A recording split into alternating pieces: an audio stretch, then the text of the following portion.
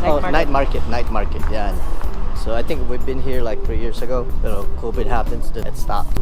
Excited yung mga bata kasi kanina wala talaga maparkingan. So if you guys are coming here, you know, Sunday siguro, no? Ano ilalagay sa? Charon dito ka baboy. Sarap to ah. Okay, wala lang tingnan nito.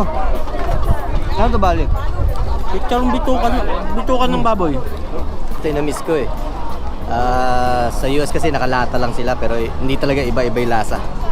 So pinatog. Corn mo? This corn? Binatog. Kaya pa ano lang. Sarap. 10 po isa, kahit 11 pieces, 100. Kanya mo. Mga lima lang siguro. Limang piyaso. Mainit? Mainit nga. Ito guys, tupig. Bagong luto, sarap. Saka siyempre, hindi pwede mawala to. Balot, tsaka penoy. Wala nang penoy. Wala na penoy? Balot. Balot. And meron sila dito yung matagal ko na hindi natatry ulit. Kwek-kwek. Ano? Kwek-kwek yan, diba? Diba? Dun. Ang pulutan. Ang pulutan. Sarap niya. Sarap. Ilan? Ayan, pag uwi ko actually, yun ang request sa akin. Day old.